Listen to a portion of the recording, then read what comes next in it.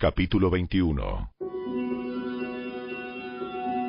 Después de despedirnos de los ancianos de Éfeso, navegamos directamente a la isla de Cos. Al día siguiente, llegamos a Rodas, y luego fuimos a Pátara. Allí abordamos un barco que iba a Fenicia.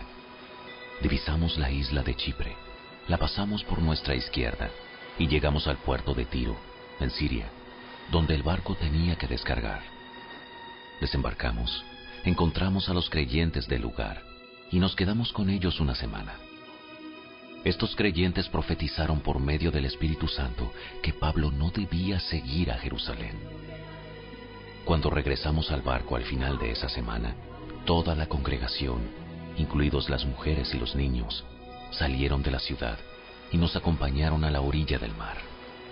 Allí nos arrodillamos, oramos y nos despedimos. Luego abordamos el barco y ellos volvieron a sus casas. Después de dejar Tiro, la siguiente parada fue Tolemaida, donde saludamos a los hermanos y pasamos un día. Al día siguiente, continuamos hasta Cesarea y nos quedamos en la casa de Felipe el evangelista, uno de los 7 hombres que habían sido elegidos para distribuir los alimentos. Tenía 4 hijas solteras que habían recibido el don de profecía. Varios días después, llegó de Judea un hombre llamado Ágabo, quien también tenía el don de profecía. Se acercó, tomó el cinturón de Pablo y se ató los pies y las manos.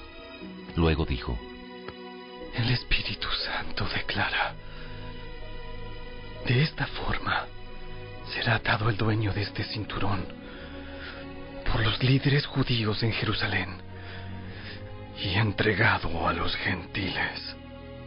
Cuando lo oímos, tanto nosotros como los creyentes del lugar le suplicamos a Pablo que no fuera a Jerusalén. Pero él dijo: ¿Por qué todo este llanto? Me parte en el corazón. Yo estoy dispuesto no solo a ser encarcelado en Jerusalén, sino incluso a morir por el Señor Jesús. Al ver que era imposible convencerlo, nos dimos por vencidos y dijimos: Que se haga la voluntad del Señor. Después de esto, empacamos nuestras cosas y salimos hacia Jerusalén. Algunos creyentes de Cesarea nos acompañaron y nos llevaron a la casa de Nasón, un hombre originario de Chipre y uno de los primeros creyentes. Cuando llegamos, los hermanos de Jerusalén nos dieron una calurosa bienvenida. Al día siguiente, Pablo fue con nosotros para encontrarnos con Santiago, y todos los ancianos de la iglesia de Jerusalén estaban presentes. Después de saludarlos, Pablo dio un informe detallado de las cosas que Dios había realizado entre los gentiles mediante su ministerio. Después de oírlo, alabaron a Dios. Luego dijeron: Tú sabes, querido hermano, cuántos miles de judíos también han creído, y todos ellos siguen muy en serio la ley de Moisés. Pero se les ha dicho a los creyentes judíos de aquí, de Jerusalén, que tú enseñas a todos los judíos que viven entre los gentiles que abandonen la ley de Moisés. Ellos han oído que les enseñas que no circunciden a sus hijos ni que practiquen otras costumbres judías. ¿Qué debemos hacer? Seguramente se van a enterar de tu llegada. Queremos que hagas lo siguiente. Hay entre nosotros 4 hombres que han cumplido su voto. Acompáñalos al templo y participa con ellos en la ceremonia de purificación.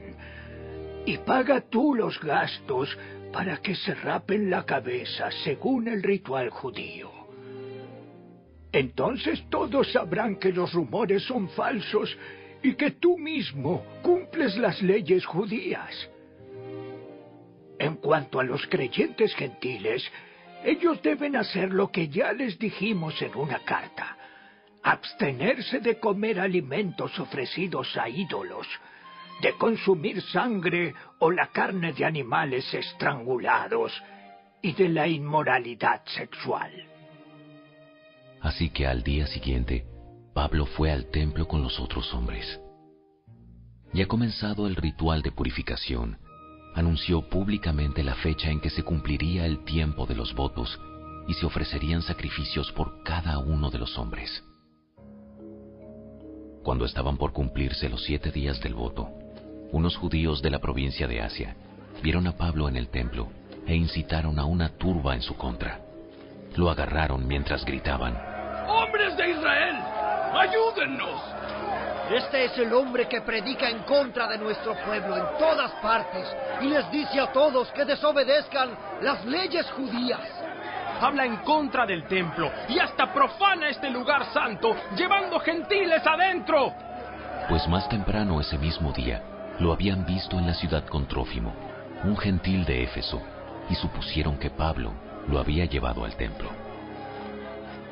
Toda la ciudad fue estremecida por estas acusaciones y se desencadenó un gran disturbio. Agarraron a Pablo y lo arrastraron fuera del templo e inmediatamente cerraron las puertas detrás de él. Cuando estaban a punto de matarlo, le llegó al comandante del regimiento romano la noticia de que toda Jerusalén estaba alborotada. De inmediato, el comandante llamó a sus soldados y oficiales y corrió entre la multitud. Cuando la turba vio que venían el comandante y las tropas, dejaron de golpear a Pablo. Luego el comandante lo arrestó y ordenó que lo sujetaran con 2 cadenas. Le preguntó a la multitud quién era él y qué había hecho. Unos gritaban una cosa y otros otra. Como no pudo averiguar la verdad entre todo el alboroto y la confusión, ordenó que llevaran a Pablo a la fortaleza.